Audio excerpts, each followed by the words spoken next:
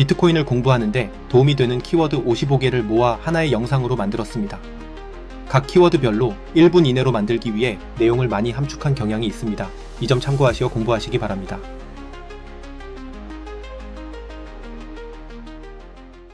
비트코인은 P2P 가능한 사운드머니입니다. 지금까지 우리가 만나본 돈과 전혀 성격이 다른 새로운 돈입니다. 우리가 잘 모르는 새롭고 좋은 돈인 비트코인을 이해하는 데 도움이 되는 도서를 소개합니다. 순서대로 읽으면 더 좋습니다.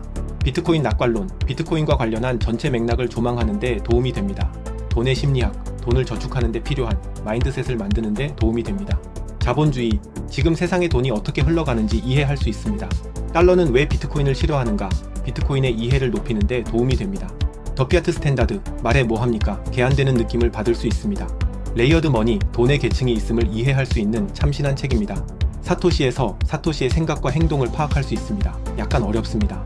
화폐 전쟁, 돈을 둘러싼 음모론적인 내용을 파악할 수 있습니다. 교양서로 좋습니다. 이렇게 읽은 후에는 라이트닝, 테스트넷의 온체인 트랜잭션, 셀프 커스터디, 콜드 스토리지, 풀노드 등의 실습으로 하나씩 경험하면 됩니다. 저는 이제 아들에게 비트코인 교육을 시작합니다. 비트코인의 탄생, 디지털 금융 혁명의 시작. 비트코인은 2009년 사토시 나카모토라는 익명의 인물에 의해 세상에 등장했습니다. 비트코인은 정부나 중앙은행의 개입 없이 작동하는 최초의 탈중앙화 디지털 화폐입니다. 2008년 나카모토는 비트코인 백서를 발표하며 안전하고 투명한 거래를 가능하게 했습니다. 2009년 1월 3일 첫 블록이 채굴되며 비트코인의 첫 거래가 이루어졌습니다. 2010년 5월 라스즐로 헤네츠가 1만 비트코인으로 두 판의 피자를 사며 첫 실물 거래가 기록되었습니다. 비트코인은 이후 급성장하여 2017년에는 처음으로 1만 달러를 돌파하며 세계의 주목을 받았습니다. 현재 비트코인은 5만 8천 달러, 한화로 8천만 원 정도로 환전되고 있습니다. 앞으로 비트코인은 디지털 화폐의 선두주자로 금융혁신의 중심에 서게 될 것입니다. 지금 바로 비트코인을 공부해보세요. 비트코인은 탈중앙화가 핵심입니다. 사토시 나카모토는 비트코인 백서에 비트코인의 핵심 메커니즘을 적어놓았습니다. 순수한 피어투피어 방식의 전자화폐는 금융기관을 거치지 않고 한 당사자에서 다른 당사자로 직접 온라인 결제를 보낼 수 있게 해줍니다. 언뜻 보면 별거 아닌 것처럼 보이는 이 문장으로 인해 세계 금융 시스템은 대변혁을 맞이하고 있습니다. 우리가 경험해온 금융기관은 누군가의 독점적인 권한으로 동작합니다. 관리자가 있고 이 관리자를 관할하는 정치 세력이 있습니다. 사토시는 이러한 중앙화된 금융 시스템을 혁파할 혁명을 시작했습니다. 누구도 신뢰할 필요 없이 신뢰할 수 있는 금융 시스템을 만들었습니다. 탈중앙화를 제대로 이해해야 비트코인의 매력에 빠질 수 있습니다. 비트코인의 숨겨진 매력, 뭘까? 비트코인의 내재 가치는 정말 있을까요? 비트코인은 눈에 보이지도 않고 만질 수도 없지만 그 매력은 어디서 오는 걸까요? 비트코인의 매력은 단순한 숫자가 아닙니다. 여러분이 비트코인을 저축할 때 가격표만 보지 말고 그 속에 담긴 가능성을 보세요. 비트코인은 누구의 통제도 받지 않고 전 세계 어디서나 거래할 수 있는 자유로운 돈입니다. 비트코인의 가치는 그 자유로움과 혁신에 있습니다. 은행 없이도 돈을 보낼 수 있고 언제든지 내 자산을 직접 통제할 수 있는 권리, 이게 바로 비트코인의 진짜 매력입니다. 비트코인의 진정한 가치는 가격이 아니라 그 속에 숨겨진 가능성을 믿는 것입니다. 비트코인의 진짜 매력을 발견하면 가격 변동에 흔들리지 않고 오래 보유할 수 있을 거예요. 비트코인을 향한 여러분만의 내재 가치를 정해보세요. 소셜미디어의 일본인 절대퇴사맨을 아시나요? 그는 20년 동안 9억 원을 저축했습니다. 하지만 엔저로 인해 지난 삶을 후회하고 있습니다. 왜 그럴까요? 돈을 무한대로 찍어내면 인플레이션이 발생합니다. 저축한 돈의 가치는 점점 줄어듭니다. 절대퇴사맨은 나쁜 돈을 선택했습니다. 나쁜 돈에 의존하는 것은 어리석습니다. 인플레이션율 3%로 가정해도 20년이면 저축액의 절반밖에 남지 않습니다. 비트코인은 다릅니다. 비트코인은 총 발행량이 2100만 개로 제한되어 있습니다. 인플레이션을 막아주는 좋은 돈입니다. 나쁜 돈 대신 좋은 돈을 선택하세요. 좋은 돈을 선택해서 꾸준하게 저축하세요. 20년 후 여러분은 돈 걱정 없는 인생을 살게 될 겁니다. 비트코인으로 미래를 준비하세요. 지금 시작해도 늦지 않습니다. 저축은 돈을 모으는 것이죠. 투자는 모은 돈을 불리는 것입니다. 미래를 위해 저축과 투자 모두 중요합니다. 인플레이션으로 돈이 넘쳐나는 시대에 저축과 투자 무엇이 중요할까요? 투자를 한다고 주식 사고, 채권 사고, 부동산에 몰빵하고, 크립토에 던지고, 그래서 살림살이 나아졌나요? 원하는 수익률을 뽑아냈나요? 인플레이션을 방어할 수 있으려면 튼튼하고 안전한 돈이 있어야 합니다. 좋은 돈을 선택해야 합니다. 좋은 돈이라면 투자는 필요 없습니다. 투자 수익률도 필요 없습니다. 좋은 돈을 꾸준하게 모으면 됩니다. 비트코인으로 저축하세요. 왜 비트코인이 좋은 돈인지 공부하세요. 비트코인으로 인플레이션을 대비하세요. 여러분의 미래를 비트코인으로 저축하세요. 돈이란 무엇일까요? 돈, 우리는 매일 사용하지만 과연 돈이란 무엇일까요? 돈은 경제활동의 기본적인 도구로 우리의 일상에서 빼놓을 수 없는 중요한 역할을 합니다. 흔히 원화, 달러 등을 떠올릴 텐데 맞습니다. 이러한 것들도 돈입니다. 그렇다면 돈은 원화, 달러 등만 돈일까요? 아닙니다. 교환의 매개체가 된다면 무엇이든 돈이 될 수 있습니다. 무언가를 사용해 상품과 서비스를 쉽게 교환할 수 있다면 그것이 돈입니다. 돈은 가치 저장의 수단으로 활용됩니다. 시간이 지나도 가치를 유지해야 돈의 역할을 할 수 있습니다. 돈이 가치를 잘 저장하면 자산이 되기도 합니다. 돈은 가치 측정 단위입니다. 경제적 가치를 측정하고 비교하는 기준으로 사용될 수 있습니다. 원화, 달러만이 돈이 아닙니다. 교환의 매개체이면서 시간이 지나도 가치를 저장할 수 있고 그 가치를 측정하고 비교할 수 있는 역할을 하면 모두 돈이 될 수 있습니다. 그래서 돈은 역사적으로 계속 변천했습니다. 돈은 지금도 변화하고 있을까요? 우리의 삶에 없어서는 안 되는 돈? 돈은 어떤 역할을 하고 있을까요? 돈은 우리의 자원을 관리하고 사용하는 데 활용됩니다. 돈은 소비, 저축, 투자, 공유의 역할을 합니다. 첫 번째는 소비입니다. 소비는 당장의 필요를 충족시키는 행위입니다. 주거, 음식, 오락이 소비의 대표적인 예입니다. 두 번째는 저축입니다. 저축은 미래를 대비하는 안정된 선택입니다. 언제든지 쓸 수 있는 돈을 저축합니다.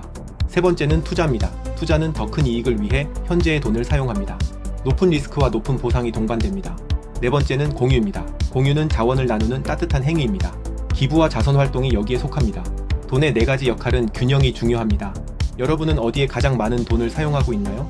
돈의 기능을 할 수 있는 것이라면 어떤 것이든 돈이 될 수 있습니다. 역사적으로 돈은 다양한 형태로 존재해왔습니다. 역사적으로 많은 것들이 돈의 역할을 해왔습니다. 가치 있는 상품을 돈으로 사용했습니다. 고대 로마에서는 소금을 돈으로 사용했습니다. 소금은 군인들의 급여로도 지급되었습니다. 금과 은은 오랜 기간 돈으로 사용되었습니다. 금은 희소성과 내구성으로 각광받았습니다. 금은 대규모 거래에, 은은 소규모 거래에 사용되었습니다.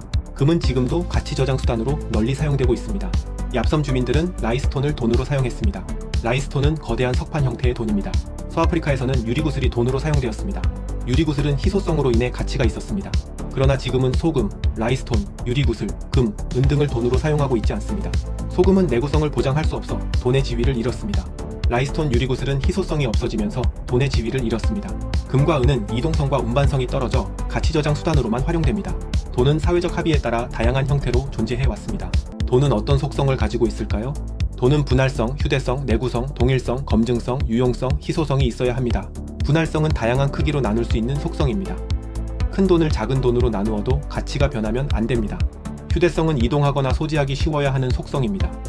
이동이 어려우면 교환할 때 불편합니다. 내구성은 시간이 지나도 성질이 변하지 않는 속성입니다. 썩거나 부식되면 안 됩니다. 동일성은 단위가 같아야 하는 속성입니다. 그래야 거래에 사용할 수 있습니다. 검증성은 진위를 검증하기 쉬워야 하는 속성입니다. 위조가 쉽거나 위조한 것을 발견하기 어려우면 안 됩니다. 유용성은 사람들이 갖고 싶어 하는 가치가 있어야 하는 속성입니다. 내재 가치가 있어야 합니다. 희소성은 공급량이 제한되어 있어야 하는 속성입니다. 공급이 급등하면 돈의 가치는 급락합니다. 좋은 돈은 이 모든 속성에서 우수해야 합니다. 그러나 우리가 흔히 이야기하는 돈, 즉 법정화폐는 몇 가지 치명적인 단점이 있습니다. 과연 어떤 속성에서 치명적일까요? 돈의 속성인 분할성, 휴대성, 내구성, 동일성, 검증성, 유용성, 희소성 측면에서 법정화폐를 평가해 보겠습니다. 각 속성별로 10점 만점을 기준으로 저의 주관적인 관점으로 점수를 매겨보았습니다. 분할성 9점, 다양한 단위로 분할할 수 있으며 분할 후에도 가치가 변하지 않습니다. 휴대성 10점, 물리적으로도 휴대가 간편합니다. 최근에는 디지털로 유통됩니다. 내구성 7점, 지폐와 동전은 시간이 지나면 마모되거나 손상될 수 있습니다. 단, 디지털은 10점입니다.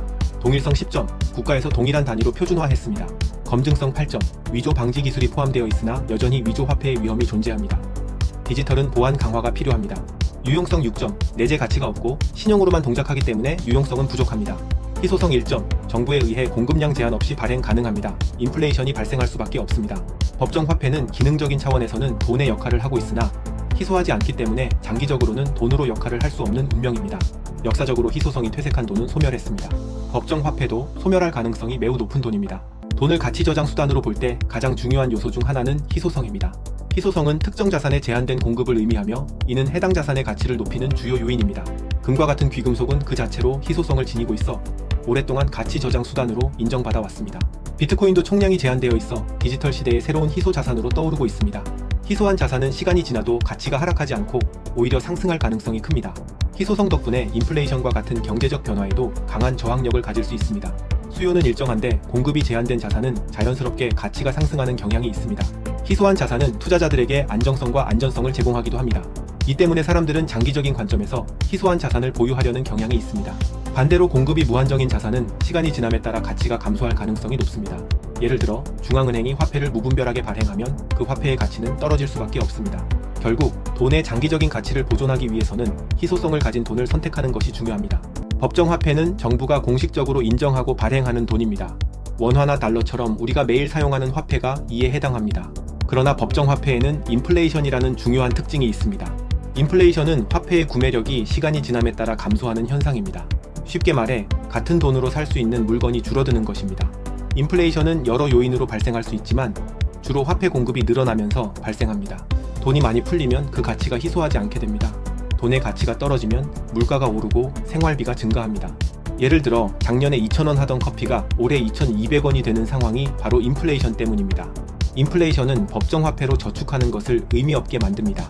인플레이션은 저축만으로는 살 수 없으니 투자를 하도록 종용하는 역할을 합니다. 인플레이션을 누가 왜 만들어내는지 알게 되면 인플레이션 자체가 얼마나 끔찍한 것인지 이해할 수 있습니다. 최근 각종 자산 가격이 대폭락을 했습니다. 많은 사람들이 예상치 못한 손실에 패닉 상태에 빠져 혼란스러워하고 있습니다. 국제 정세의 불확실성은 날로 커지고 있으며 갈수록 복잡해지고 있습니다. 시장의 흐름을 예측하는 것이 점점 더 어려워지며 방향성을 잃고 있습니다. 투자자들의 심리도 크게 위축되어 투자 활동이 위축되고 있습니다. 여러분은 이런 상황을 모두 감안하면서 바로바로 대응할 수 있나요? 저는 못합니다. 누군가는 가능하다고 주장할 수 있지만 그 말은 사기에 가깝습니다. 예측 불가능한 자산의 급격한 변동에 대응할 수 있어야 현재의 구매력을 미래에도 유지할 수 있습니다. 이런 문제에 대한 효과적인 해결책은 무엇일까요? 바로 좋은 돈인 비트코인을 꾸준히 분할로 사서 저축하는 방법입니다. 비트코인은 인플레이션이 없는 사운드 머니입니다. 전통 금융권에서도 안전한 돈으로 인식하고 있습니다. 장기적이고 꾸준한 분할 매수는 가격 변동성을 줄이고 장기적인 이익을 추구하는 좋은 방법입니다. 시장을 예측할 수 있다는 오만함을 버리고 좋은 돈인 비트코인을 꾸준하게 저축하세요. 그것만이 해결책입니다. 인플레이션은 화폐가 지속적으로 시장에 늘어나기 때문에 발생하는 현상입니다. 인플레이션 때문에 물가는 오르고 돈의 가치는 하락합니다. 인플레이션이 지속되면 같은 돈으로 살 수 있는 물건과 서비스의 양이 줄어듭니다. 당신의 통장에 1억 원이 있다고 가정하고 매년 3%의 인플레이션이 적용된다면 돈의 구매력은 어떻게 변할까요? 1년 후에는 약 9,700만 원, 10년 후에는 약 7,400만 원만 남게 됩니다. 약 23년이면 통장의 돈은 반토막이 날 것입니다. 그러나 더 무서운 것은 실질 인플레이션은 3%보다 훨씬 높다는 것입니다. 여러분의 돈이 반토막 나는 시간이 훨씬 짧아질 수 있다는 뜻이죠. 여러분의 구매력은 지금 이 영상을 보는 순간에도 계속 없어지고 있습니다. 법정 화폐의 지배 아래에서는 인플레이션이 지속될 수밖에 없습니다. 대응하지 않으면 우리는 점점 가난해질 수밖에 없습니다. 이것이 현재 경제의 민낯입니다. 방법을 찾아야 하지 않겠습니까? 그래서 주식, ETF, 채권, 알트코인을 통해 인플레이션을 해지하고 있다고요? 법정 화폐 중심의 전통 금융 시스템은 중앙화 시스템입니다. 중앙은행에 발권력이 집중되어 있어 화폐 발행과 통제에 막강한 권한이 부여되어 있습니다. 이로 인해 특정 세력들만이 금융 정보를 독점하고 있기에 이를 모르는 주변인들은 문제가 발생하고 나서 피해를 입습니다. 정치가들은 자신들의 이익에 맞게 금융 정책을 조정합니다. 돈을 찍어낼 수 있는 권한은 달콤한 유혹입니다. 이러한 상황 속에서 각종 금융 위기가 오면 경제적 불안정성이 증폭됩니다. 특히 전쟁 중에는 금융 통제가 더욱 엄격해지며 시민들에게 큰 영향을 미칩니다. 이 모든 것은 금융 정보와 금융 권력의 중앙화로 인해 발생합니다. 중앙화된 금융 시스템은 투명성이 부족하고 사람에 의해 좌지우지됩니다. 이러한 문제를 해결하기 위해 발명된 것이 바로 탈중앙화 금융 시스템입니다. 금융의 탈중앙화는 금융의 중앙화로 인한 문제들을 해결하기 위한 위대한 대안입니다. 탈중앙화는 금융의 정보와 권력이 특정 세력이나 특정 시스템에 집중되는 것을 원천적으로 차단합니다.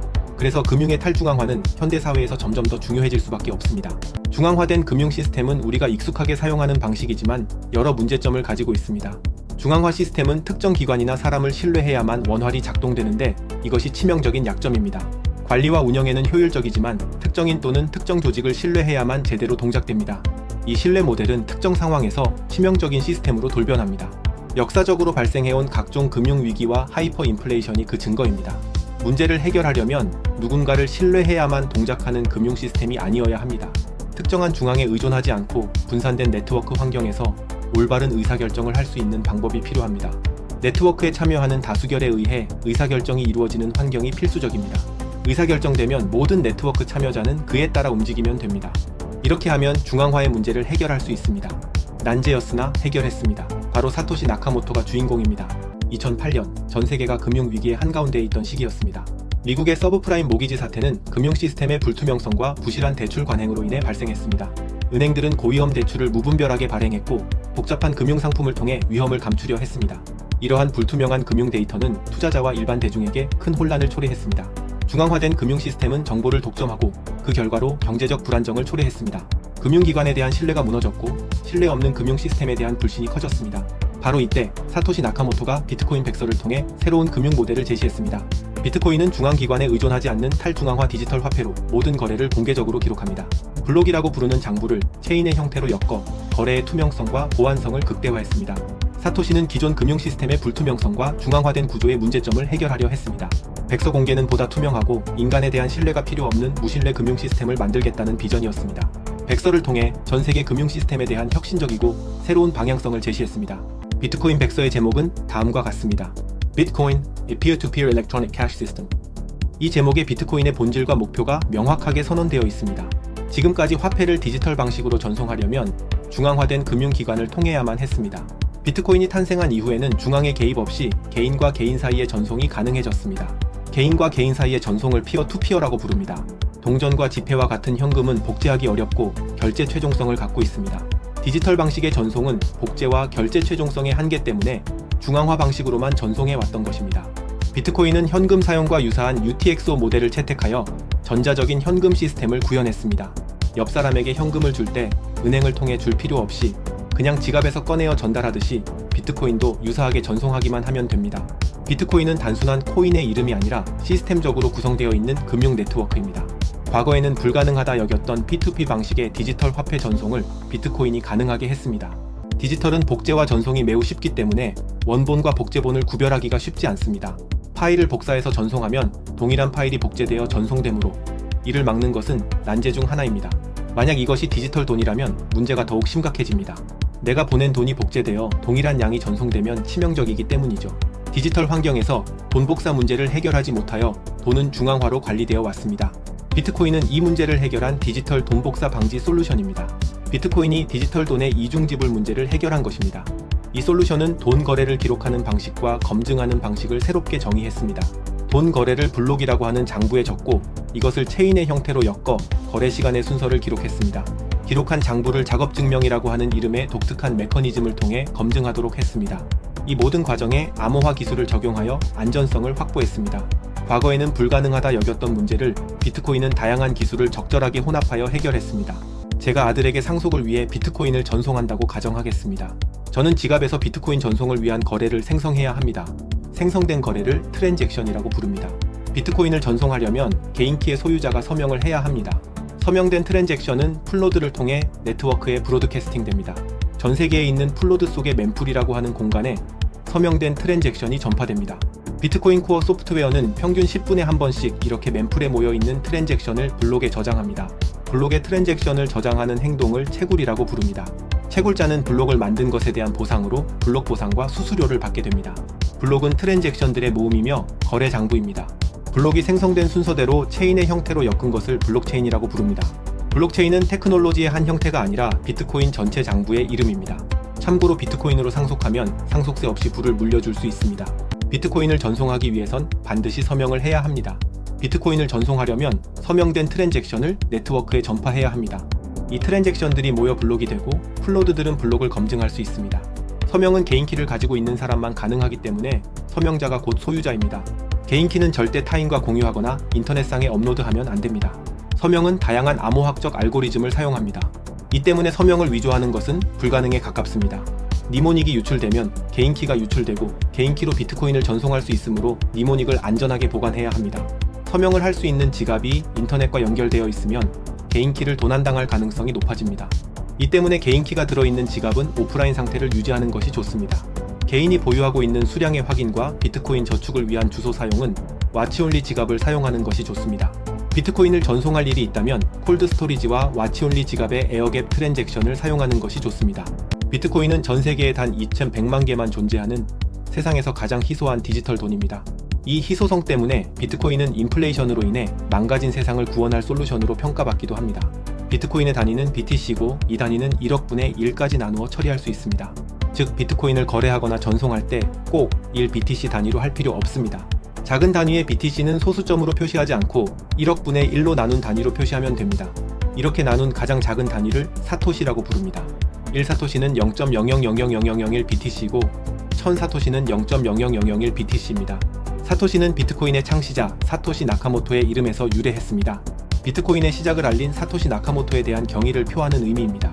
사토시 단위 덕분에 소액으로도 비트코인을 구입할 수 있고 전송할 수 있습니다. 소액으로도 사토시를 구입하여 구매력을 지킬 수 있습니다. 특히 커스터디형 라이트닝 네트워크 지갑을 사용하면 전송 수수료 없이 소액의 사토시를 전송할 수도 있습니다. 블록체인은 세상을 투명하게 바꿔줄 대단한 기술이 아닙니다. 블록체인 업계 종사자들은 사람들이 블록체인이 데이터를 구원할 기술로 오해하도록 어려운 기술 용어를 사용하여 혼돈을 주고 있습니다. 블록체인은 비트코인 네트워크에서만 의미가 있는 전체 장부일 뿐입니다. 왜 비트코인 네트워크에서만 블록체인이 의미 있는지 이것을 이해하면 비트코인의 핵심 메커니즘을 이해하게 됩니다. 한번 이해하면 소위 블록체인 프로젝트가 얼마나 어리석은 접근인지 깨달을 수 있습니다. 그 핵심 키워드가 탈중앙화입니다. 탈중앙화가 달성되지 않은 블록체인은 언제든지 무너질 수 있는 모래성 같은 존재입니다. 블록체인이라 부르는 전체 장부가 투명성, 가용성, 그리고 불변성을 보장하려면 탈중앙화는 필수입니다. 현존하는 가장 탈중앙화된 네트워크는 비트코인밖에 없습니다. 따라서 블록체인은, 전체 장부는 비트코인 네트워크 속에서만 의미가 있습니다. 비트코인에 적용된 블록을 체인으로 엮은 방법 이외의 나머지 블록체인 기술은 허상입니다. 투명성과 가용성이 확보된다고 해도 불변성을 이룰 수 없다면 탈중앙화는 달성되지 못한 것입니다. 비트코인 트랜잭션은 거래 내역을 의미합니다. 누군가 비트코인을 보내면 송금과 입금 트랜잭션이 각각 발생합니다. 송금 트랜잭션은 멤풀에 모여 일시적으로 대기하며 채굴자가 블록에 저장하기를 기다립니다. 평균 10분에 한 번 채굴자가 이 트랜잭션들을 블록에 저장합니다. 채굴자는 트랜잭션의 수수료가 높은 것부터 블록에 저장하고 블록 생성에 성공하면 수수료를 보상으로 받습니다. 블록이 생성되면 풀노드가 트랜잭션을 검증합니다. 풀노드는 트랜잭션이 올바른지 꼼꼼하게 확인합니다. 검증이 끝나면 확정되며 지갑에 입금된 비트코인이 표시됩니다. 입금된 비트코인은 이제 새로운 소유자의 자산이 됩니다. 블록의 크기는 최대 4MB까지 확장될 수 있습니다. 따라서 여기에 저장될 수 있는 트랜잭션의 총량은 한정적입니다. 미래에는 블록에 저장되기 위한 트랜잭션 사이의 경쟁이 벌어지게 될 것입니다. 비트코인은 사이퍼펑크의 철학과 비전이 담긴 적정 기술의 집합체입니다. 비트코인은 혁신적인 암호화 기술로 이루어져 있습니다. 암호화 기술은 비트코인 생태계 구축에 핵심적인 역할을 합니다. 암호화 기술 없이는 비트코인은 존재할 수 없었을 것입니다. 암호화 기술은 개인의 프라이버시를 지키는 강력한 도구입니다. 비트코인은 중앙화된 금융 권력에 대항하는 상징이자 금융전쟁의 핵심 무기입니다. 비트코인은 공개키 암호화 기술을 기반으로 동작하기 때문에 트랜잭션 현황을 누구나 확인할 수 있습니다. 이를 통해 금융 거래의 투명성을 확보할 수 있습니다. 비트코인은 니모닉을 통해 개인키를 만들고 개인키를 통해 공개키와 주소들을 만듭니다. 이때 해시 알고리즘을 사용하며 이로 인해 주소를 알고 있다고 해서 개인키를 해킹할 수 없습니다. 암호화를 풀어 비트코인을 해킹하기보다는 그곳에 투입할 돈으로 비트코인을 채굴하는 것이 경제적으로 훨씬 이익이기 때문에 해커들의 해킹 의지를 꺾게 됩니다. 또한 암호화 기술 덕분에 전 우주의 원자수보다 많은 개인키 중 나만의 개인키를 선택해서 사용할 수 있습니다. 비트코인에서 해시는 보안의 핵심입니다. 해시는 데이터를 고정된 길이의 고유한 값으로 변환하는 함수입니다. 모든 거래를 해시로 압축해 간결하게 만드는데 이것을 머클트리라고 부릅니다. 해시 덕분에 데이터 위변조가 거의 불가능합니다. 같은 데이터는 항상 동일한 해시 값을 생성합니다. 해시는 무작위성 덕분에 예측할 수 없습니다. SHA-2596 해시 함수는 비트코인이 사용하는 강력한 알고리즘입니다. 이 해시를 예측하거나 역추적하는 건 사실상 불가능합니다. 해시는 채굴 절차에서도 활용되는데 수십억 번의 시도를 통해 올바른 해시를 찾는 과정을 채굴이라고 합니다. 해시를 통해 비트코인의 전체 장부는 불변성을 유지할 수 있습니다. 해시는 비트코인 네트워크의 무결성을 보장합니다. 블록 헤더를 해시한 값이 다음 블록의 입력 값으로 들어가 체인의 형태로 엮입니다. 비트코인을 누군가에게 송금하려면 트랜잭션을 만들어야 합니다. 이 트랜잭션은 멤풀이라고 하는 임시 공간에 모여 있다가 평균 10분에 한 번씩 블록이라는 이름의 장부에 저장됩니다. 이때 트랜잭션을 그대로 저장하지 않고 해시하여 저장합니다. 즉, 해시 함수를 사용하여 거래 내역을 암호화합니다. 이 과정을 도식화하면 나무 모양으로 생겼다고 해서 이러한 암호화 절차를 머클트리라고 부릅니다. 모든 트랜잭션은 머클트리의 잎사귀에 해당합니다. 잎사귀들은 2개씩 짝지어 다시 해시값을 계산합니다. 이렇게 계산된 해시값들은 또 다시 짝지어 해시값을 만듭니다. 이 과정을 반복해 최종 해시값이 1개만 남을 때까지 반복합니다. 머클트리는 방대한 트랜잭션 데이터를 효율적으로 처리하기 위해 사용됩니다. 모든 트랜잭션을 개별적으로 저장하면 용량이 너무 커지지만 머클트리로 해시하면 작은 해시값으로 요약할 수 있기에 블록 크기를 절약할 수 있습니다. 머클트리에서 가장 마지막까지 남은 해시값을 머클루트라고 부릅니다. 머클트리에서 가장 마지막까지 남은 해시값을 머클루트라고 부릅니다. 머클루트는 블록에 저장되는 거래를 요약한 최종 해시값이므로 이것만 비교해봐도 거래에 변경이 있었는지 검증할 수 있습니다. 머클루트만 확인하면 되므로 거래 내역을 검증할 때 모든 데이터를 확인할 필요가 없습니다. 해시 함수는 같은 입력값이면 출력값이 같기 때문에 머클루트가 같으면 거래 내역에 변경이 없었음을 알 수 있습니다. 이전 블록의 머클루트는 다음 블록 헤더에 입력값으로 들어가고 블록은 체인의 형태로 엮여 있으므로 전체 장부의 무결성을 검증하기 편리합니다. 가장 마지막 값이 같다면 중간에 데이터가 변경되지 않았음을 보장할 수 있습니다. 만약 공격자가 송금 내역을 바꾸려고 마음을 먹어도 변경할 포인트 이후의 모든 블록까지 다 변조하여 블록을 연결해야 하기 때문에 비용 효율적이지 않습니다. 그리고 성공해봐야 변조한 거래의 이중지불만을 조작할 수 있으므로 ROI가 나오지 않게 됩니다. 이러한 이유로 공격자는 공격보다는 채굴을 통해 비트코인을 획득하는 것을 선택하게 됩니다. 비트코인은 암호화와 테크놀로지만으로 비잔틴 장군 문제를 해결하지 않고 이렇게 인간의 욕망을 시스템 메커니즘에 녹여내었기 때문에 성공적으로 탈중앙화를 이룰 수 있습니다. 대칭키 암호화는 하나의 키로 암호화와 보코화를 모두 처리합니다. 이 키를 양쪽 모두가 알고 있어야 데이터를 처리할 수 있습니다. 키가 노출되면 보안에 큰 위협이 발생합니다. 비대칭키 암호화는 공개키와 개인키 두 개의 키를 사용합니다. 공개키는 누구나 사용할 수 있지만 개인키는 소유자만 접근 가능합니다. 공개키로 암호화된 데이터는 오직 대응하는 개인키로만 보코화됩니다. 대칭키는 속도가 빠르고 처리량이 많지만 키 관리가 어렵습니다. 비대칭키는 보안성이 뛰어나지만 처리 속도가 느립니다. 비트코인은 보안을 최우선으로 하기 때문에 비대칭키 방식을 선택했습니다. 비대칭키를 사용함으로써 신뢰할 수 있는 거래를 보장합니다. 이 과정에서 공개키 암호화 방식이 투명성과 안전성을 제공합니다. 사토시는 거래의 투명성과 데이터 무결성을 유지하기 위해 공개키 암호화 방식을 선택했습니다. 개인키는 프라이빗키라고도 부릅니다. 개인키는 비트코인 전송을 위한 서명 권한입니다. 개인키를 보유하고 있는 사람이 진정한 비트코인의 주인입니다. 다르게 이야기하면 개인키를 모르면 비트코인을 해킹할 수 없다는 말이기도 합니다. 따라서 비트코인을 안전하게 보관하려면 개인키를 안전하게 보관하기만 하면 됩니다. 시스템의 해킹 염려는 사토시가 해결했기 때문에 휴먼 에러만 조심하면 됩니다. 비트코인의 개인키는 2의 256제곱 범위 내에서 무작위 문자열로 생성됩니다. 비트코인의 개인키는 이미 시스템의 규칙 속에 존재합니다. 개인키를 만든다는 것은 전 우주 속의 원자 중 하나를 무작위로 배정받는 것과 같은 개념입니다. 개인키가 배정되면 개인키를 기준으로 공개키도 자동으로 배정되고 비트코인을 입금받을 수 있는 주소들도 자동으로 배정됩니다. 그래서 비트코인 지갑을 계층 결정론적 지갑, 즉 HD 지갑이라고 부릅니다. 개인키는 무작위 문자열이기 때문에 기억을 쉽게 돕기 위해 니모닉이라는 형식으로 치환하여 보관합니다. 공개키는 퍼블릭키라고도 부릅니다. 공개키는 개인키에 타원곡선 디지털 서명 알고리즘을 적용하여 만듭니다. 공개키에 해시 알고리즘을 적용하여 비트코인 주소를 만듭니다. 공개키와 주소는 노출이 돼도 보안상 문제될 것은 없습니다. 공개키와 주소를 알고 있다고 해도 개인키를 여러 번 해시했기 때문에 역으로 개인키를 추측할 수 없습니다. 공개키를 활용하면 서명 기능은 없는 보기 전용 지갑, 즉 와치온리 지갑을 만들 수 있습니다. 공개키의 추출 형태에 따라 활용할 수 있는 와치온리 지갑이 달라질 수 있습니다. 엑스펍의 형식이라면 비트코인 주소는 1로 시작하게 됩니다. Y펍의 형식이라면 비트코인 주소는 3으로 시작하게 됩니다. G펍의 형식이라면 비트코인 주소는 BC1Q로 시작하게 됩니다. 공개키 형식을 확인해서 그에 맞는 와치온리 지갑을 사용해야 비트코인 수량을 정상적으로 확인할 수 있습니다. 사토시는 비트코인 거래의 투명성을 확보하기 위해 비대칭키 암호화 방식 중 공개키 암호화를 선택했습니다. 니모닉은 기억수를 뜻하는 단어로 비트코인 개인키를 쉽게 기억할 수 있도록 고안된 단어들의 조합입니다. 비트코인 개인키는 복잡한 문자열로 구성되어 있어 잊어버리거나 잘못 기록하는 등의 문제가 있어 왔습니다. 이러한 문제를 해결하고자 2013년에 비트코인 개선 제안의 39번째 안건, 즉 BIP39로 제안되어 채택되었습니다. 니모닉은 사용자가 쉽게 기억할 수 있도록 설계된 12개부터 24개 단어로 구성된 문구입니다. 니모닉만 있으면 배정받은 개인키를 복원할 수 있기 때문에 안전하게 보관해야 합니다. 만약 하드월렛을 잃어버려도 니모닉만 알고 있으면 언제든지 새 하드월렛을 통해 복원할 수 있습니다. 니모닉으로 개인키를 만들 때에는 전용 소프트웨어 또는 하드월렛 내장 기능을 사용합니다. 니모닉은 본인이 직접 주사위를 굴린 후 체크성까지 계산하여 수동으로 생성할 수도 있습니다. 니모닉은 오프라인 상태로도 기록하여 보관하는 것이 좋습니다. 니모닉 문구는 카메라가 없는 공간에서 종이, 금속판 등에 기록하여 보관합니다.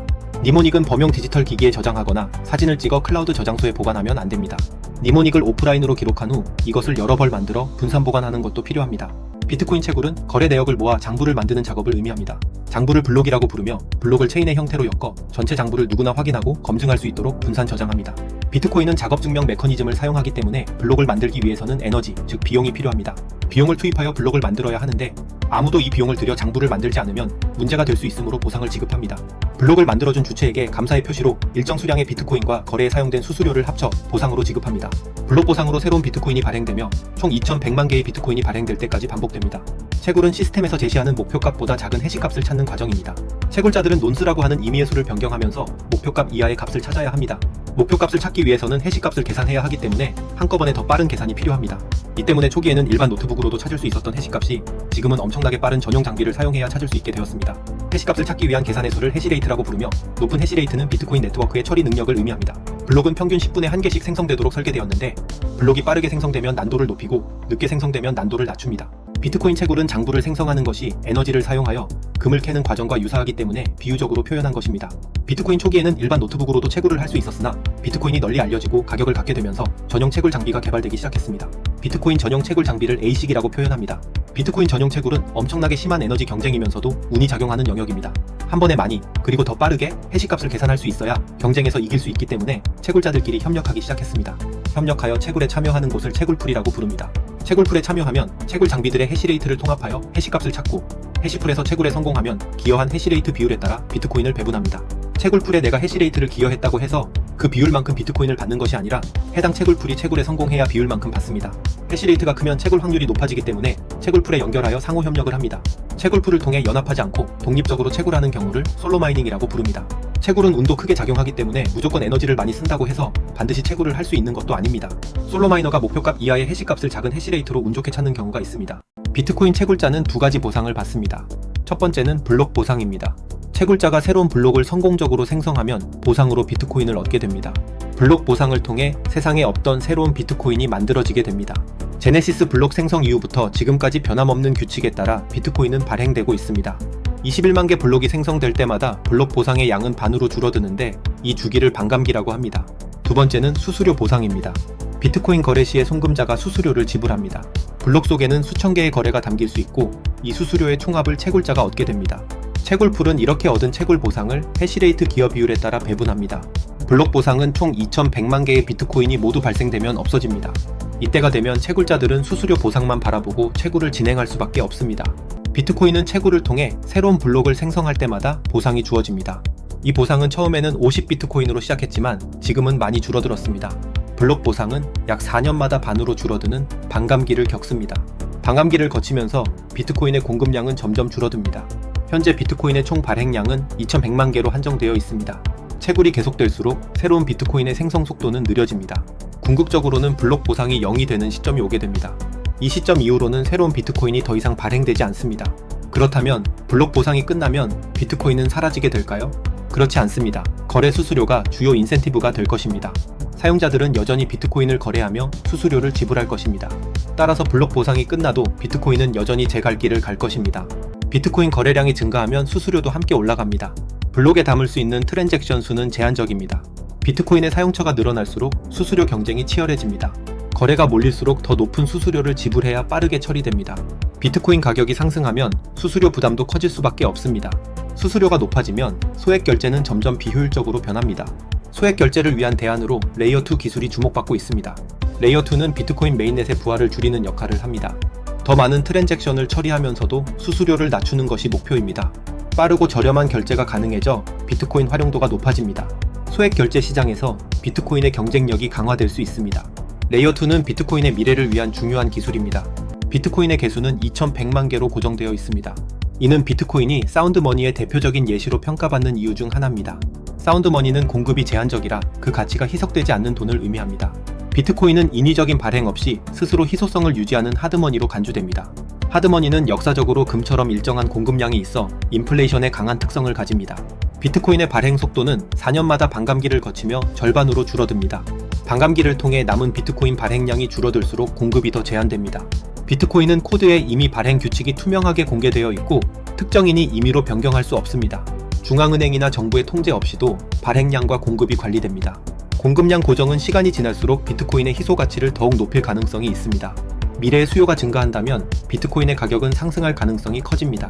한정된 공급과 높은 수요가 비트코인을 사운드머니가 될 수 있도록 만들어줍니다. 비트코인은 디지털 시대의 새로운 사운드머니로 주목받고 있습니다. 사운드머니는 오스트리아 학파 경제학자들이 주창한 개념입니다. 미제스와 하이에크가 이 개념을 발전시켰습니다. 그들은 자유시장 경제와 개인의 경제적 자유를 중시했습니다. 사운드머니는 시간이 지나도 가치를 유지하는 신뢰할 수 있는 돈입니다. 비트코인은 공급이 제한적이라 인플레이션 우려가 없습니다. 중앙기관의 통제 없이 가치를 유지할 수 있는 게 특징입니다. 사운드머니는 정부와 중앙은행의 개입을 최소화하고 시장에서 선택되어야 합니다. 과거 근본위제 시대의 금이 사운드머니의 대표적 사례였습니다. 현재 법정화폐 시스템은 사운드머니 개념과 반대의 메커니즘으로 동작하고 있습니다. 비트코인은 이러한 사운드머니의 특성을 디지털 형태로 구현했습니다. 앞으로 개인의 경제 안정과 자유를 위한 돈으로 주목받을 것입니다. 비트코인 채굴 과정에서 논스는 매우 중요한 개념입니다. 논스는 한 번만 사용되는 숫자라는 의미를 가지고 있습니다. 비트코인 네트워크에서 새로운 블록을 생성할 때 활용됩니다. 채굴자는 논스를 조정하며 특정 조건을 만족하는 해시값을 찾아야 합니다. 해시값이 목표값보다 작아야 블록이 유효하다고 인정받습니다. 이 목표값을 찾기 위해 여러 번의 시도를 반복하는 것이 채굴의 핵심입니다. 채굴자가 논스를 변경해 해시값을 조작하는 과정을 통해 채굴이 이루어집니다. 무작위로 수많은 논스를 대입해가는 방식이라 계산량이 매우 큽니다. 논스를 빠르게 대입해야 채굴의 성공 확률을 높일 수 있습니다. 이 때문에 더 빠르고 더 많이 에너지를 투입합니다. 이렇게 계산되는 해시의 양을 해시레이트라고 합니다. 해시레이트가 높아지면 비트코인 네트워크의 보안성이 올라갑니다. 비트코인 채굴에서 목표값은 난이도 목표를 의미합니다. 블록을 채굴하려면 이 목표값 이하의 해시값을 찾아야 합니다. 목표값보다 작은 해시값을 찾는 이유는 무작위성을 보장하기 위해서입니다. 이를 통해 블록이 공정하게 배분되도록 설계되었습니다. 목표값을 정확히 맞추는 것은 확률적으로 거의 불가능합니다. 그래서 그 값보다 작은 해시값을 찾도록 구성된 것입니다. 채굴자는 임의의 숫자인 논스를 바꿔가며 해시값을 계산합니다. 이 과정은 끊임없는 시도와 오류를 반복하는 방식입니다. 해시값이 목표값보다 작을 때 비로소 블록이 유효해집니다. 검증된 블록은 네트워크에 전파되어 전체 장부 맨 뒤에 추가됩니다. 새로운 블록이 추가되면 해당 채굴자는 비트코인 보상을 받습니다. 이렇게 비트코인 채굴이 이루어지고 전체 네트워크가 유지되면서 또 블록 생성 절차를 반복합니다. 채굴자가 목표값 이하의 해시를 찾아 블록이 생성되고 이 블록은 기존 장부 맨 뒤에 연결됩니다. 블록 속 거래가 정상적인 상태인지 채굴이 되자마자 검증이 이루어집니다. 평균 10분에 한 번씩 채굴이 이루어지고 첫 번째 검증도 이때 실행됩니다. 생성된 블록은 전체 장부를 보관하고 있는 풀노더들에게 동기화됩니다. 풀노더들은 전체 장부를 동기화한 후 네트워크 규칙에 맞게 거래가 성사되었는지 확인하는 작업을 가집니다. 블록 생성은 채굴자가, 블록의 유효성 검증은 풀노더가 합니다. 채굴자는 채굴자이면서 풀노더이므로 첫 번째 검증을 채굴자가 하는 것입니다. 또 다른 채굴 경쟁이 시작되고 다음 블록이 생성되면 이전 검증된 블록 뒤에 연결됩니다. 그러면 두 번째 검증이 이루어집니다. 그렇게 블록이 추가될 때마다 검증의 숫자는 늘어가고 최소 6번 검증되면 완전히 안전하다고 판단할 수 있습니다.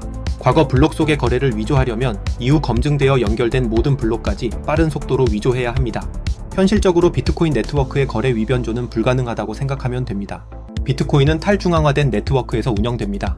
분산된 컴퓨팅 환경에서 모든 참여자는 동일한 거래 내역을 공유해야 합니다. 이때 최장체인 규칙은 가장 긴 블록체인을 기준으로 전체 장부를 유지하는 원칙입니다. 여러 채굴자가 동시에 블록을 생성하면 서로 다른 체인이 생길 수 있습니다. 이때 최장체인, 즉 가장 많은 작업이 들어간 체인을 인정하게 됩니다. 비트코인의 합의 알고리즘은 POW를 따릅니다.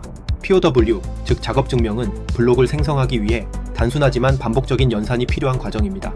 가장 긴 체인은 가장 많은 계산 작업이 들어간 체인으로 간주됩니다. 이렇게 하면 네트워크에서 일관된 장부를 유지할 수 있습니다. 이 규칙 덕분에 공격자가 거래 내역을 조작하는 것은 불가능에 가까워집니다. 네트워크가 분산되어 있더라도 최장체인 규칙을 통해 모든 참여자가 동일한 기록을 갖게 됩니다. 새로운 블록이 생성되면 모든 노드가 이를 확인하고 최장체인을 선택하는 방식으로 동작합니다. 비트코인 네트워크에서는 채굴자들이 블록 생성 경쟁을 벌입니다. 생성된 블록은 네트워크를 통해 다른 노드들에게 전달됩니다. 하지만 네트워크 상황이나 풀노드의 환경에 따라 블록이 도착하는 순서가 달라질 수 있습니다. 블록의 순서가 먼저인 것을 부모 블록, 나중인 것을 자식 블록이라고 부릅니다. 때로는 나중에 생성된 자식 블록이 부모 블록보다 먼저 도착하는 경우도 있습니다. 이렇게 되면 일시적으로 부모 블록 다음에 자식 블록이 연결되지 못한 상태가 됩니다. 나중에 도착한 자식 블록은 대기 상태로 있다가 부모 블록이 도착한 후 다시 연결됩니다. 이렇게 부모 없이 먼저 도착한 블록을 고아 블록이라고 부릅니다. 고아 블록은 버려지는 것이 아니라 일시적으로 체인에 연결되지 못한 상태일 뿐입니다. 네트워크에서 부모 블록을 확인한 뒤 올바른 자리를 찾게 됩니다. 결국 고아 블록도 적절한 위치에서 다시 체인에 포함되어 최장 체인 규칙에 따라 공식 장부로 인정받게 됩니다. 그렇다면 거의 동시에 서로 다른 채굴자에 의해 생성된 블록 중 최장 체인에 연결되지 못한 블록은 어떻게 될까요? 아주 드물지만 서로 다른 채굴자들이 동시에 블록을 생성할 때가 있습니다. 공식 전체 장부는 오직 한 개만 있어야 하기 때문에 서로 다른 블록 중 한 개만 남고 나머지는 버려집니다. 이렇게 선택되지 못한 블록은 스테일 블록이라고 부릅니다. 일시적으로 체인이 분기되었다가 가장 긴 블록체인이 결정되면 스테일 블록은 사라집니다. 스테일 블록을 채굴한 채굴자는 보상도 받지 못하고 에너지 투입도 손실됩니다. 아깝지만 이것이 네트워크의 합의 규칙이므로 어쩔 수 없습니다. 동시에 블록이 생성되어 체인이 포크되더라도 분기된 상태는 바로 해결됩니다. 다음 블록이 채굴되면 하나의 체인이 선택되어 연결되므로 최장 체인은 한 개만 남습니다. 어느 체인에 블록을 연결할 것인가는 채굴자가 선택합니다. 채굴자는 채굴에 들어간 에너지를 낭비하지 않는 선택을 해야 하기에 최장 체인에 자신의 블록을 연결하려고 합니다. 이러한 채굴자의 욕망이 비트코인 네트워크에 잘 녹여져 있기 때문에 네트워크는 강건합니다. 채굴자는 체인을 만들고 풀노드는 체인에 연결된 블록이 정상적인지 검증합니다. 비트코인 멤풀은 아직 블록체인에 기록되지 않은 트랜잭션이 대기하는 공간입니다. 멤풀은 메모리풀의 약어입니다. 트랜잭션이 전송되면 먼저 멤풀에 저장됩니다. 멤풀에서 트랜잭션은 채굴자들이 블록에 포함시킬 때까지 대기 상태로 존재합니다. 트랜잭션이 많아지면 멤풀이 가득 차기도 하는데 이때 수수료가 높은 트랜잭션이 우선 처리됩니다. 채굴자들은 수수료가 높은 트랜잭션을 먼저 선택해 블록에 포함시키려 합니다. 채굴이 완료되면 해당 트랜잭션은 블록에 기록되고 멤풀에서 삭제됩니다. 반대로 수수료가 낮은 트랜잭션은 멤풀에서 오랜 시간 대기할 수도 있습니다. 멤풀의 상태에 따라 비트코인 전송 속도가 크게 달라집니다. 풀노드는 트랜잭션을 멤풀에 저장하고 이를 다른 노드들과 공유해 네트워크를 유지합니다. 풀노드 운영자는 자신의 소유 기기에서 멤풀의 상태를 직접 모니터링하고 트랜잭션의 유효성을 검증할 수 있습니다. 풀노드를 운영해야만 비트코인의 진정한 자기 주권이 완성될 수 있습니다. 비트코인 트랜잭션은 브로드캐스팅을 통해 네트워크에 전송됩니다. 브로드캐스팅은 서명된 트랜잭션을 풀노드에 전달해서 멤풀에 넣는 것을 의미합니다. 비트코인은 분산 네트워크이기 때문에 한 노드에 브로드캐스팅하면 전체로 퍼져나갑니다. 모든 풀노드가 동시에 동기화되지 않기 때문에 약간의 시간차가 발생할 수 있습니다. 내 트랜잭션을 모든 풀노드가 승인하지 않을 수도 있기에 신뢰할 수 있는 풀노드에 보내야 합니다. 여기서 검열에 대한 문제가 발생할 수 있습니다. 이를 해결하기 위해 풀노드를 스스로 구동하는 것이 필요합니다. 내 풀노드를 통해 서명된 트랜잭션을 브로드캐스팅하면 거부당할 가능성이 매우 줄어듭니다. 한번 네트워크에 올라간 트랜잭션은 변경이 불가능합니다. 내 풀노드를 통해 전송된 트랜잭션은 누구도 멈추거나 취소할 수 없습니다. 블록에 들어가고 블록이 검증된 후에는 되돌릴 수 없는 거래로 영원히 기록됩니다. 풀노드를 통해 내 트랜잭션을 브로드캐스팅하는 것은 검열 저항성을 확보하는 자기 주권의 수단입니다. 비트코인 풀노드는 비트코인 전체 장부를 저장하고 블록을 검증하는 역할을 합니다. 비트코인 네트워크는 풀노드가 전체 장부를 분산 저장하고 있기 때문에 시스템에 단일 실패 지점이 없습니다. 풀노드 덕분에 중앙 서버 없이도 비트코인 거래 데이터가 동기화되고 검증됩니다. 풀노드에는 멤풀이 있어 블록에 포함되기 전 트랜잭션이 저장되고 풀노드는 블록이 생성되면 블록의 무결성을 검증하고 기존 장부 맨 뒤에 새로운 블록을 붙여 최장 체인 규칙을 적용합니다. 스스로 풀노드를 구축하여 운영하면 누구의 도움 없이도 내 거래를 브로드캐스팅하여 송금할 수 있습니다. 은행도, 정부도, 정치인도, 경제인도 그 누구도 내 송금을 막을 수 없습니다. 이 때문에 풀노드는 개인의 금융 주권을 확보하는 중요한 수단입니다. 풀노드를 돌린다고 채굴이 되거나 수수료를 받는 등의 보상이 없습니다. 풀노드는 내돈내산으로 내 이익을 위해 돌리는 것입니다. 비트코인을 저축한다고 해서 반드시 풀노드를 돌릴 필요는 없지만 제대로 이해를 하면 풀노드를 돌리지 않고는 못 베깁니다. 풀노드는 코어와 일렉트럼 서버를 설치해서 구축할 수도 있고 엄브렐이나 시타델 등의 패키지를 사용할 수도 있습니다. UASF User Activated Soft Fork는 풀노드가 주도하는 업그레이드 방식입니다. UASF는 풀노더가 특정 규칙을 스스로 선택해 업그레이드하는 방법입니다. 2017년 블록 사이즈 워 당시 UASF로 인해 전쟁의 결과가 달라졌습니다. 네트워크 혼잡 문제로 블록 크기를 확대하자는 의견과 반대하는 의견이 대립했습니다. 이른바 스몰 블로커와 빅 블로커의 거대한 전쟁이었습니다. 빅 블록은 트랜잭션 처리 속도를 높일 수 있었지만 탈중앙화를 위협할 수 있습니다. 채굴자들은 수수료 보상 때문에 대부분 빅 블로커였습니다. 스몰 블로커는 UASF를 통해 탈중앙화를 지켰고 결국 세그윗 활성화로 이어졌습니다. 이 과정을 통해 풀노드는 탈중앙화 의사결정의 중심에 있음을 증명했습니다. 비트코인의 진정한 힘은 많은 풀노드의 활성화에 기인합니다. 중앙 권력 없이도 네트워크가 안정화되기 위해서는 풀노드가 필수입니다. 풀노드는 비트코인 네트워크의 민주적인 의사결정의 핵심입니다. 비트코인 반감기는 블록 보상이 절반으로 줄어들도록 설계한 비트코인만의 메커니즘입니다. 반감기는 21만 블록 높이마다 적용되고 그 주기가 약 4년입니다. 제네시스 블록 생성 이후 첫 반감기 전까지 블록 보상은 50BTC였습니다. 이후 절반씩 줄어 약 2140년 경이 되면 블록 보상은 없어집니다. 비트코인은 2100만 개의 BTC, 2100조 개의 사토시로 공급량이 고정되어 있습니다. 평균 10분마다 BTC가 추가 발행되기에 언뜻 보면 비트코인도 인플레이션이 있는 것처럼 보입니다. 그러나 전체 발행량이 코드에 고정되어 있습니다. 커뮤니티의 합의 없이는 그 누구도 임의로 변경할 수 없기 때문에 비트코인은 사운드 머니입니다. 사운드 머니는 장기적으로 구매력을 보존할 수 있는 돈을 의미합니다. 현재는 변동성으로 인해 비트코인은 사운드 머니로 취급받지 못하고 있습니다. 시간이 지나 비트코인의 가치가 높아지면 변동성이 줄어 사운드 머니가 될 것입니다. 지금 비트코인을 저축하면 미래에는 안정적인 삶을 영위할 수 있을 것입니다. 비트코인은 약 10분마다 새로운 블록이 생성되도록 설계되었습니다. 이 시간은 비트코인 네트워크가 안정적으로 작동하도록 하는 중요한 기준입니다. 블록 생성 속도를 조절하기 위해 난도 조정이라는 메커니즘이 사용됩니다. 난도는 2016개의 블록마다 한 번씩 조정되며 대략 2주마다 한 번씩 조정됩니다. 블록이 예상보다 더 빠르게 생성되면 난도가 상승합니다. 반대로 블록 생성 속도가 느려지면 난도는 하락합니다. 난도 조정을 통해 채굴자들이 찾아야 하는 해시값을 더 작게 또는 크게 조절합니다. 해시값이 줄면 채굴자들이 더 많은 연산을 통해 값을 찾아야 하기 때문에 에너지를 많이 소비합니다. 난도가 점점 상승함에 따라 투입되는 에너지는 점점 많아지고 해시레이트도 계속 높아지고 있습니다. 이러한 메커니즘으로 작업 증명은 안정적으로 동작합니다. 비트코인 난도 조정은 네트워크의 안정성과 보안을 동시에 유지하는 중요한 역할을 합니다. 난도 조정으로 인해 규칙적으로 비트코인이 발행되므로 예측 가능한 사운드 머니 시스템이 될 것입니다. 비트코인은 결제 최종성을 갖습니다. 결제 최종성이란 거래가 완료되고 나면 더 이상 취소나 변경이 불가능한 상태를 말합니다. 결제 최종성은 거래의 확정성을 보장해주기 때문에 금융 시스템에서는 매우 중요합니다. 경제 활동 후 거래가 이루어졌는데 어떠한 이유 때문에 결제 번복이 쉽다면 문제가 커집니다. 비트코인 거래는 전체 장부에 기록되면 다시 되돌릴 수 없습니다. 비트코인의 결제 최종성은 분산형 네트워크와 작업 증명 방식 덕분에 가능합니다. 작업 증명은 다수의 채굴자들이 동일한 거래 내역을 검증하며 보안을 강화합니다. 비트코인 네트워크에서 하나의 거래가 블록에 포함되고 그 블록이 여러 번 확인되면 거래는 돌이킬 수 없게 됩니다. 한 번의 컨펌만 되어도 현실적으로 그 거래를 다시 되돌리는 것은 불가능에 가깝습니다. 보통 6번의 블록 확인을 거친 후에는 결제 최종성이 확정됩니다. 신용카드와 같은 결제 방식은 거래가 처리된 후에도 일정 시간 동안 취소나 환불이 가능합니다. 신용카드가 결제 최종성을 가지려면 정상까지 최종 1개월이 걸릴 수 있기 때문에 결제 최종성 확보에 오랜 시간이 필요합니다. 비잔틴 장군 문제는 분산된 시스템에서의 신뢰 문제를 설명하는 개념입니다. 여러 장군이 협력해야 하는데 배신자가 있는 경우 의사소통이 어렵기 때문에 난제로 여겼습니다. 이 문제는 분산 시스템에서 악의적인 참여자가 있을 때 신뢰는 형성될 수 없음을 보여주는 문제였습니다. 비트코인은 이 비잔틴 장군 문제를 비잔틴 장의 허용 메커니즘으로 해결하며 탈중앙화를 실현했습니다. 공격자나 악의적인 참여자가 있더라도 시스템의 안정성을 보장했습니다. 작업 증명 방식으로 이 문제를 해결했습니다. 채굴자들은 에너지를 소비해 해시값을 찾아야 합니다. 보상을 향한 인간의 욕망을 활용한 것입니다. 많은 에너지를 써서 비트코인의 무결성을 해치는 것 대신 채굴을 하도록 유도합니다. 비잔틴 장군 문제를 해결하면서 비트코인은 신뢰할 수 있는 탈중앙화 네트워크가 되었습니다.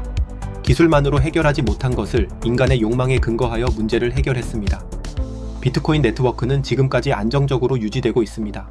작업 증명은 비트코인 네트워크의 핵심 메커니즘입니다. 네트워크에 참여하는 사람들은 퀴즈를 풀어야 하는데 어렵진 않으나 많은 시간과 에너지가 들어갑니다.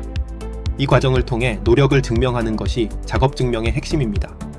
에너지를 많이 쓰는 작업을 통해 증명하기 때문에 작업 증명이라고 부릅니다. 퀴즈를 푸는 것은 어렵지만 그 결과는 쉽게 검증이 가능합니다. 첫 번째로 문제를 푼 사람은 비트코인을 보상으로 받습니다. 이렇게 보상받은 사람은 새로운 블록을 전체 장부 뒤에 추가합니다. 모든 거래는 이 과정을 통해 검증되고 기록됩니다. 작업 증명을 통해 네트워크의 보안이 유지됩니다. 누구나 참여할 수 있지만 자신의 돈을 걸고 풀어야 하기에 참여에 진지하게 임합니다. 이런 방식으로 비트코인은 중앙기관 없이도 무신뢰성 신뢰를 보장합니다. 사토시는 스팸 메일 방지를 위해 제한된 기술을 비트코인에 적용하여 탈중앙화를 이루었습니다.